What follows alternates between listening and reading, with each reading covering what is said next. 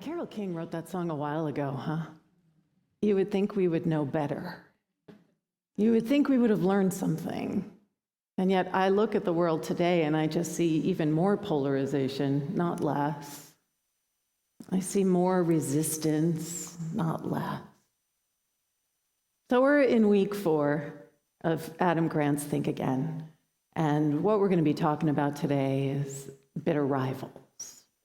And that song, Dallas, was just so perfect when she sent me her song selections. I was like, yes, that is it exactly. The part we forget about is the love. And we focus instead on where we see as being differences. So I have been speaking, last week we talked about how when we are trying to create a space where we can actually be present with each other, where we can actually be reaching across that quote unquote line, that what we're invited into is to stand in this space where I see you, I respect you, tell me more, I can think again. That part of the invitation that Adam Grant and what we've been working with for these 4 weeks is that we are constantly being invited to think again. We are constantly being invited to take the things that we know for so sure and reimagine them. And that is the evolutionary impulse. That is the divinity that you are seeking to show up more fully, because the divinity that you are is all love. The divinity that you are is anchored in the truth that no matter who you're interacting with, they are divine, even when they annoy you, even when they don't agree with you, that they are still divine. Can we see that in each other? And last week I was talking about the power of creating a safe space. And I was talking about it in connection with race. I was talking about it in connection with the LGBTQ plus community. I was talking about it in connection with age. I was talking about it in connection with being female. I was talking about it in the connection of being pretty much anybody on this planet, even our straight cis males who we love, who may be white, right? Even they are impacted by the unsafe environment that our world often is.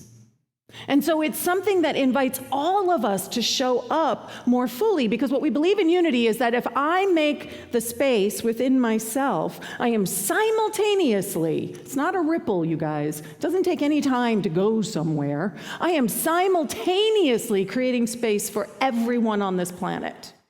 It is instantaneous because consciousness does not know time and space. So when I have that aha moment of revelation, that revelation is everywhere. And so I believe that as a spiritual community who is here for authentic living, that is part of our mission, to be the anchor for those kinds of aha moments so that we truly are creating a world that works for everyone. So what a safe space is that it's actually a room for conflict. Take a breath, spiritual community, it's okay, right? We talked about this, that lack of conflict is not peace. That conflict is actually an important component of how we all grow. Now, we want it to be respectful. We want it to be loving. We want it to come from the space of, I respect you, I see you, I am willing to listen to you. But it doesn't mean that we have to agree with each other. But it does mean that we create a larger space to hold who and what our differences might be. So we're welcoming differences. We're not saying, oh no, they're not like us, so we're going to put them over there. We're saying, oh, you're not like us. Come and play. Because that's what's going to enable each of us to grow. So, and I want to be clear, when I talk about a diverse community, I am not talking about that all of a sudden this entire community becomes a gay church, or becomes a black church, or becomes whatever, right? I am talking about true diversity. I am talking that we have a mix of all different types of people, sizes, shapes, colors, sexual orientation, gender identity, that is all part of what we are creating. That is what true diversity means. Now, Get an amen on that? And I know that can be scary, because it means, like, sometimes we identify safe space with meaning everybody looks like me or everybody thinks like me, and that creates a safe space. But I'm inviting all of us, and Adam Grant is inviting all of us, and I think the world is inviting all of us to understand that a safe space can actually exist. It has to exist in order to truly be a safe space, in that liminal shifting of that uncomfortableness, that we are each challenging each other. And the way we do that is we anchor it all in trust and in safety. And how we create that trust and safety is our work. How do we tell each other, I am a safe space for you? How do we do that for each other? And that's something as a community we're all going to get to grow into. I don't have all the answers. I admit it. We all have to grow into that. So one of the things that we are doing, if you noticed, we talked about pronouns last week. We're going to have a roundtable discussion after service today in the Unity Hall around pronouns. But we have pronoun pins out there for you to wear when you're here at service. And they're here to let the LGBTQ plus community know that we are what? We're a safe space. Right? We're a safe space. We're not going to make an assumption about your gender identity. We are open to being flexible, and I know it's hard. This gender identity component is the leading edge of consciousness right now. And guess what? That's where Unity lives, on the leading edge of consciousness. That is part of who we are as a community, that we are always looking for what is that next space that invites healing for the world, that invites healing for ourselves, that allows us to become a larger container of love. I used this quote last week. Can we truly know that these, whatever people believe over here, and these, whatever people believe over here, are all the words of the living God? Can we be a large enough container to make space that even if it doesn't personally impact me, I can still care? It's still important, even if it doesn't directly impact my personal world. And part of what I think my invitation for myself always is when I become a safer space for whatever marginalized group there is out there, then that means my world gets bigger. It means I'm actually inviting new energy and new people and new perspectives into my world, which means that I get to grow. So while it also grows the community, it's personally fulfilling to step into this space, even in the challenges of it, because we're stepping into some sort of unknown. So Adam Grant talks about this week is really all about rivals, and how all of a sudden we find ourselves on either end of the line, right? On either side of a dividing line. And he says, a rivalry exists whenever we reserve special animosity for a group we see as competing with us for resources or threatening our identity. Now, in Unity, we know that when we see something like competing with us for resources, that immediately says to me that that is lack consciousness. The idea that there somehow isn't enough. The idea that somehow, because someone else is gaining a right, a privilege, that somehow takes away from my rights and privileges, that somehow there's a very limited pool of rights and privileges, and if someone else gets a right and privilege, then someone loses a right or privilege. Is that actually true? No, we talked last week about Rumi. There's a field. I'll meet you there. The field is infinite. The field is large enough and wide enough and deep enough for everybody. And then this other piece about threatening our identity. And this distinction, again, that Adam Grant and that I'm hammering, is that all too often our identity is based on our opinions, not our values. And I have to say, as I've watched what's happened in the aftermath of Florida, and I've watched the partisanship that has arisen around trying to bring aid and help to people whose lives have literally been devastated. That's not about values. That's about opinions. That is not about values. That is not about the value that we care for one another. That is about something else altogether. And both sides are playing that card. Both sides are. I watch people who are like, well, Rick Santos didn't want to give money to New Yorkers when Sandy hit, so Florida shouldn't get any money now. And I'm like, okay, folks, these are people who are left without their homes. This isn't a rivalry. This is about our values. What do we actually value? And I certainly value making sure that those people have a place to sleep and that they're like being taken care of. That to me is the value. I don't care what their politics are. I don't care who they voted for. That's not important. That's an opinion. That's not a value. So rivalries come when we think they're threatening our identity, when our identity is based on our opinions. And this lack consciousness thing, that there somehow isn't enough to go around, is something that I really want us all to be sitting with this week. Where are you seeing lack consciousness? That if somehow I make space over here, that it somehow means that I'm losing space over here. Where are you thinking that you are limited, that the world is limited, that possibility is limited, that this idea that we truly can make a world that works for everyone is an airy-fairy dream, rather than something that I personally believe is reality that we are doing right now? Because if we're caught in lack consciousness, we don't think that there's enough. We don't think there's enough love. We don't think there's enough resources. The worst thing is we don't think there's enough compassion. And I don't personally believe that, even when I don't see it. And that's what we do in unity. We see past the circumstance. We see past what might be showing up in time and space. We see through that right to the very heart of God, the heart of the divine principles, and we say, even in the midst of that destruction, I know that peace is available to every single person in Florida right now. I know that a sense of grounded and centeredness is available no matter how thrown off people are, because the world that they lived in has literally been turned over.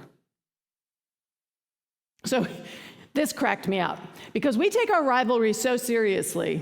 Is a hot dog a sandwich? People get crazy for things, right? Like, is a hot dog a sandwich? People get so intense about whether or not a hot dog is a sandwich or not, right? That not only do they will actually make the people who disagree with them suffer, right? No, let me say this again. So when they did this study, they asked people, you could give $3 to everyone who agrees with you, whether a hot dog is a sandwich or not. And that would mean that you gave $4 to the people who disagree with you.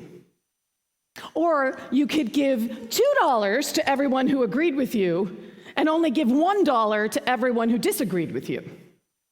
Now, why wouldn't you want to give $3 to everybody who agreed with you? It's more than $2, isn't it? Because we're focused on the fact that we want to make those other people suffer. So the fact that they were going to get $4 meant that we are not going to choose that option. Look at the percentage of people that chose to take less for themselves and the people who agreed with them, so the people who disagreed with them would get even less. That's crazy, right? But it's not about actually, well, who agrees with us. It's about the fact that people don't agree with us. That's the place where we get really focused. So we don't just preach the virtues of our side. We find self-worth in prosecuting the vices of our rivals. It's not just about I'm right.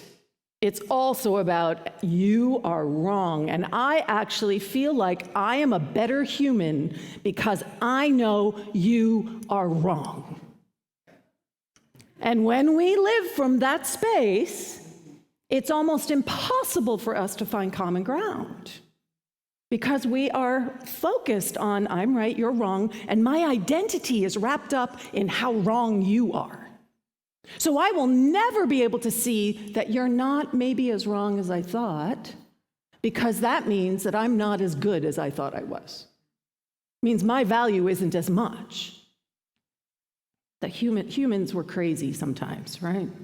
So he went after the Red Sox and the Yankees. So for those who are not sports fans, this is a rivalry that goes back generations, right? And he talks about in the book about how he was at a Red Sox game, and they started to chant, we hate the Yankees, we hate the Yankees in the middle of the game. And the Yankees weren't even playing against the Red Sox.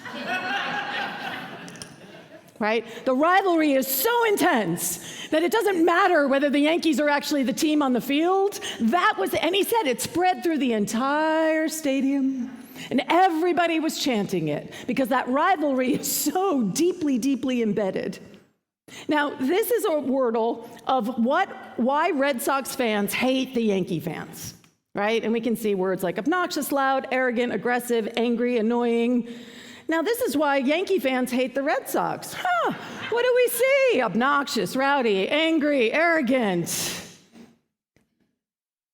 This is what we do, right? We get so fixed in the other person's identity because it means that our identity is then shored up, that we are unwilling to shift. We are unwilling to open up and be and do and show up in a way that actually allows us to touch the commonality of our uncommon love. So this video, Monica Walsh, thank you so much. She brought this. This is an older video. When she shared it with me, I was like, I remember this. This is so cool. And it's really perfect for what we're talking about around bitter rivals. Right, so we're gonna share this video. Are we good with the sound? All right. I would describe my political views as the new right. I'd say that I'm left.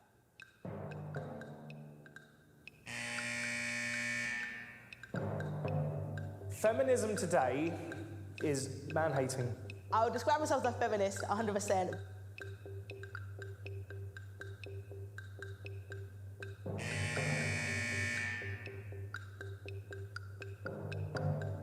I don't believe that climate change exists. We're not taking enough action on climate change. I think it's about time these people got off the high horse and started looking for credible problems that actually exist. It's absolutely critical that trans people have their own voice. That's not right. You can't, you're a man, be a man, or you're a female, be a female.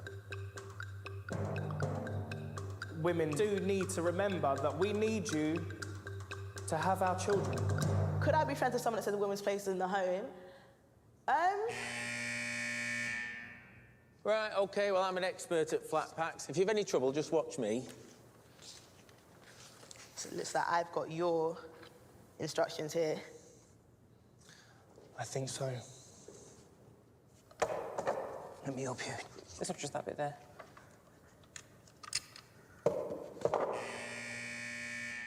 Describe what it is like to be you in 5 adjectives.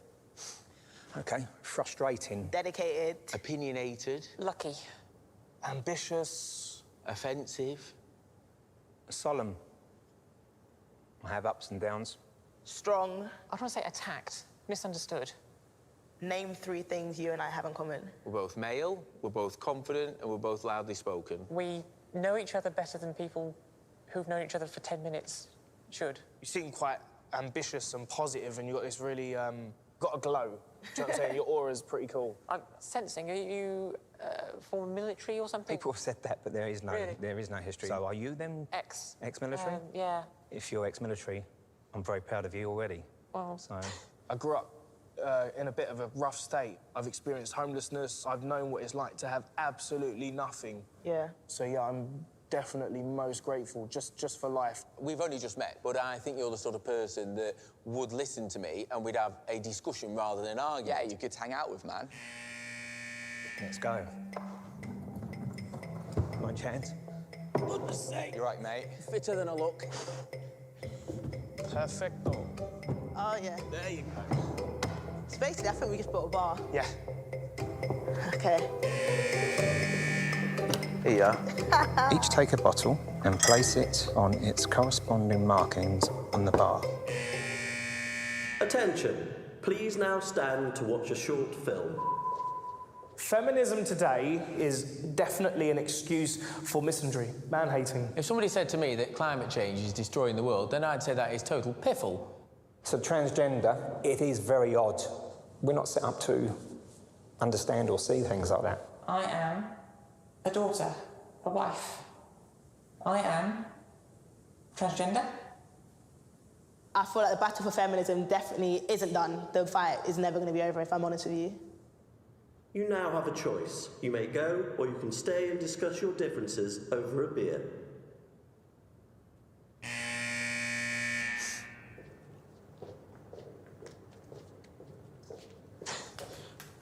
I'm only joking. You had me for a second then. Well, I'm having a drink. I'm having a drink. Yeah. I want to discuss. Beer. Yeah, beer and discuss. Cheers. At the end of the day, mate, About I've enjoyed reaching out to working with people, you. yeah. And, you know, even if you wanted to convince people about your point, the productive thing to do would be to sit down and have a Engage, beer. engage. I've been brought up in a way where everything's black and white, but life isn't black and white. Yeah, I'm just me. Yeah. Smash the patriarchy. I'll give you my mobile number, you give me yours, and we'll keep in touch. I'd have to tell my girlfriend that I'll be texting another girl. She might be a bit upset with that, but I'll have to get round that. I'll have to tell my girl. She'll have to lump it.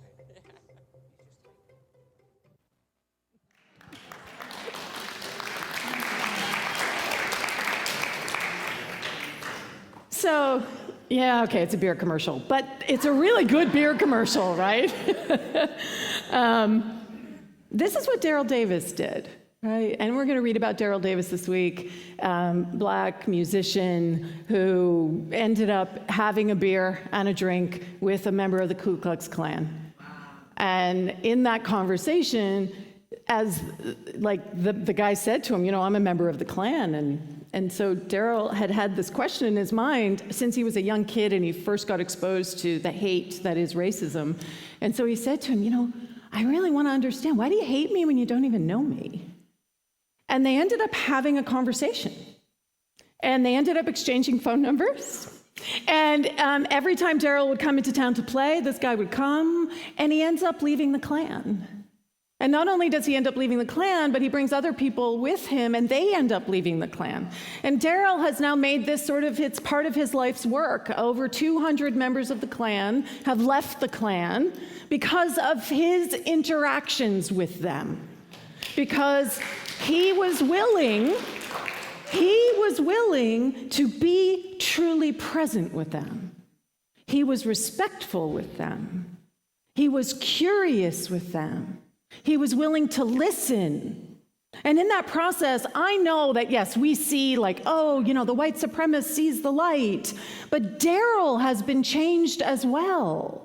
It's not a one-way street. He is a different human. He has a greater sense of compassion. He has a greater sense of understanding about how these kinds of stereotypes get created and how these stereotypes become fixed in our understanding, and how hard it is to break those open.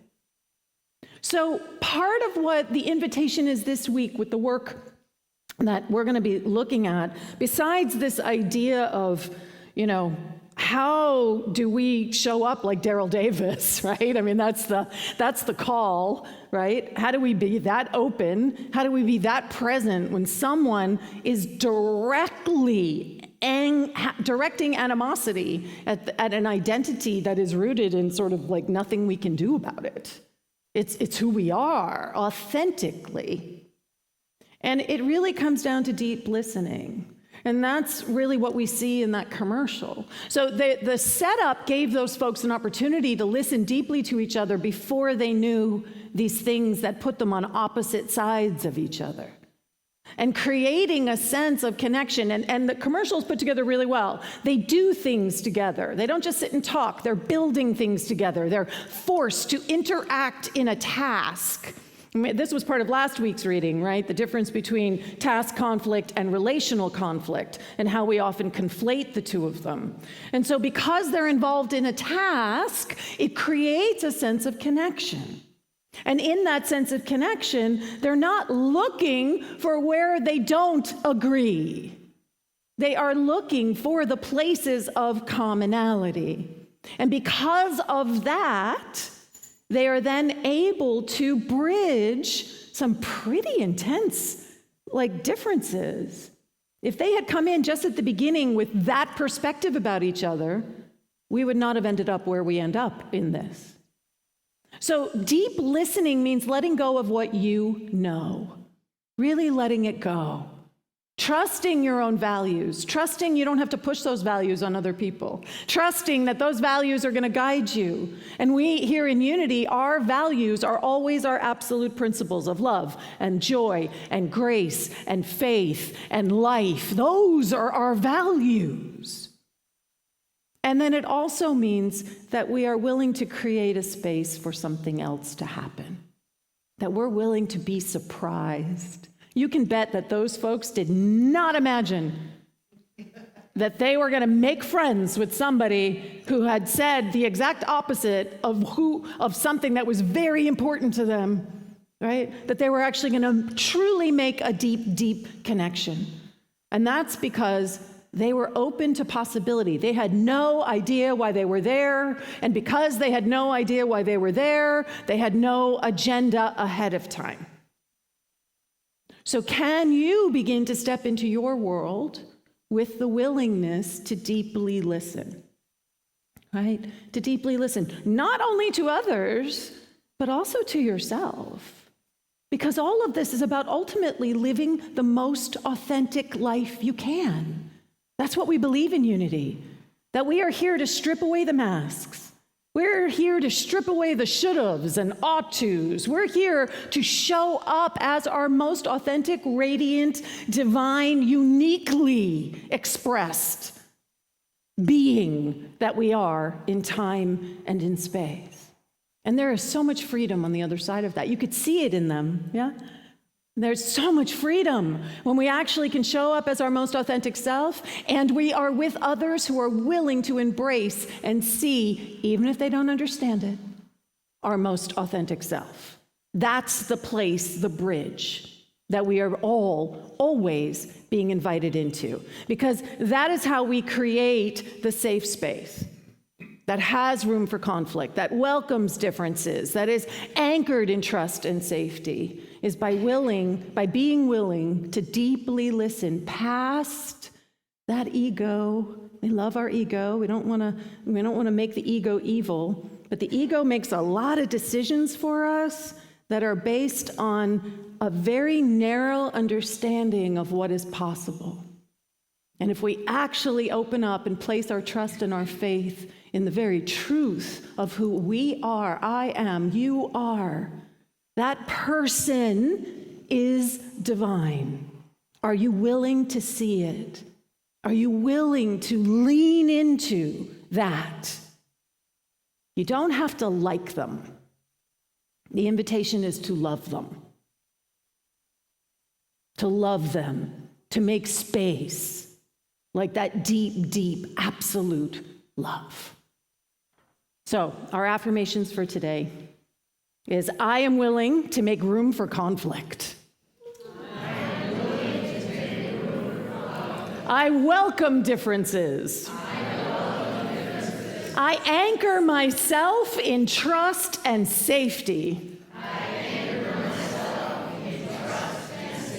Look around the room. I anchor you in trust and safety. I am willing to think again. And so it is.